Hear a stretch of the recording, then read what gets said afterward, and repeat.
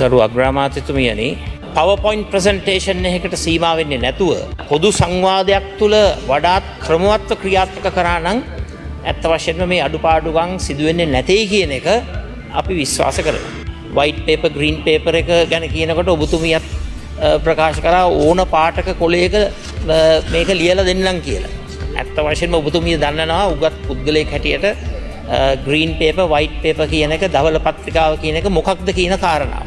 මේ අධ්‍යාපන ප්‍රතිසංස්කරණ නවෝත්පාදනය අලුත්වීම ලෝකයට ගැලපෙන ආකාරයට මේක ප්‍රතිසංස්කරණය වීම අනිවාර්යයෙන්ම සිද්ධ වෙන්නට ඕන.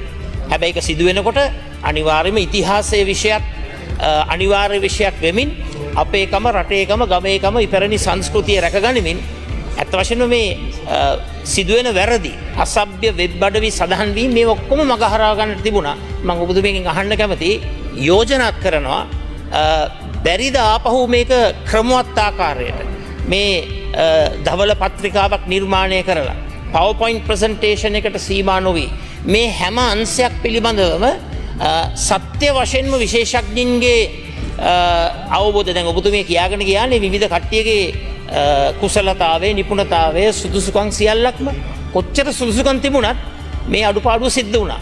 ඒක සිද්ධ වුණේ නිවැරදි සංවාදයක් නිවැරදි ක්‍රමවේදයක් නොමැතිකම තුල.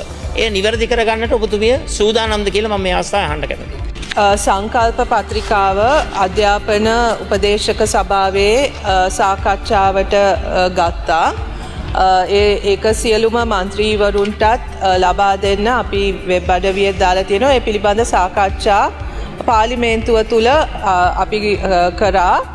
මන්ත්‍රීවරුන්ට අපි ගරු මන්ත්‍රීවරුන්ට ආරාධනා කරා ඒ සාකච්ඡාවට සම්බන්ධ වෙන්න කියලා. මන්ත්‍රීවරුන් කීප දෙනෙක් මේ සාකච්ඡාවට සම්බන්ධ වුණා. තව සාකච්ඡා කරන්නත් අපි විවෘතයි. ඕන අවස්ථාවක ඒ සංකල්ප පත්‍රිකාව මත පදනම් කරගෙන අපිට ඒක තව දියුණු කරන්න සාකච්ඡා කරන්න අපි කිසිසේත්ම විරුද්ධ නැහැ. ඒකට අපේ සංවාදයට විවෘතයි. ඒ සංකල්ප පත්‍රිකාවේ මේ මොඩියුලේ අන්තර්ගතය පිළිබඳ නැහැ. සංකල්ප පත්‍රිකාව තියෙන්නේ කරන්න යෝජිත ව්‍යුහාත්මක වෙනසේ ඒ ෆ්‍රේම්වර්ක් එක පිළිබඳ. එතකොට මේ සිද්ධිය සිද්ධ වාර්තා වෙච්ච වහාම අපි ඒ පිළිබඳ විමර්ශනයක් කරා. මොකෝ ඒ ජාතික අධ්‍යාපන ආයතනයේ මොඩියුල පිළිවෙල කිරීමේ යම් ක්‍රියාමාර්ගයක් තියෙනවා. ප්‍රොසීඩියර් එකක් තියෙනවා. ඒ ප්‍රොසීඩියර් එක වයලේට් උනේ කොහොමද? මේ වගේ දෙයක් අන්තර්ගත උනේ කොහොමද? ඒක සිද්ධ වුණ ඒකට වගකිව යුත්තේ කවුද කියන එක පිළිබඳ විමර්ශනයක් කරුණු විමසීමේ විමර්ශනයක් අපි ආරම්භ කරා. ඒ විමර්ශන වාර්තාව අනුව අපි මූලික විමර්ශනය සඳහා ඊයේ අධ්‍යාපන ජාතික අධ්‍යාපන ආයතනයේ ගවර්නිං කවුන්සිල් එක තමා ඒ ආයතනයේ විනය පිළිබඳ වග කියන්නේ. ඒ ආයතනය විසින් රංජිත් ආර්යරත්න කියන ගරු හිටපු ලේකම්තුමා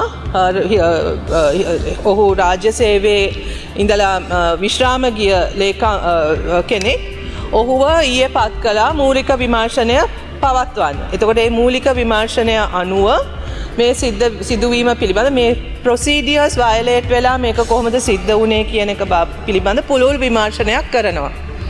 ගරු කතානායකතුමනි මේ සිද්ධිය වාර්තා වූ වහාම අපි මේ පොත මම කලින් සඳහන් කර විදියට සීල් කරා. ඒ පොත ළමයින්ට බෙදලා නැහැ.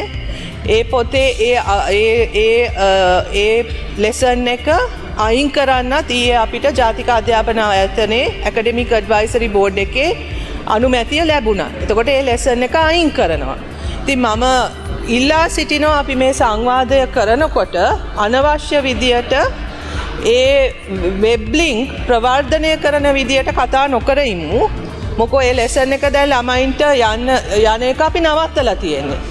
නමුත් ඒ නිසා ඒක අපි ඒ වෙච්ච වැරද්ද දැක්කපු නිසා ඒ පිළිබඳ විමර්ශනයක් කරමින් ඒ සඳහා ක්‍රියාමාර්ග ගන්න අතර ඒක පිළිබඳ අපි කතා කරමු සංවාද කරමු. ඒක තව ඒ ක්‍රියාවලිය ශක්තිමත් කරන්න කොහොමද කියන එකට යෝජනා තියෙනවා නම් අපි ඉතාමත්ම සතුටින් ඒව බාර ගන්නවා.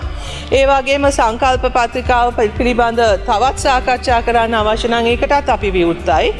නමුත් මේක සාකච්ඡා කරන ගමන් මෙවැනි ඒවා තවත් ප්‍රවර්ධනය කරන්න නැති විදියට අපි සාකච්ඡා කරමු කියන එකත් මම යෝජනා කරනවා.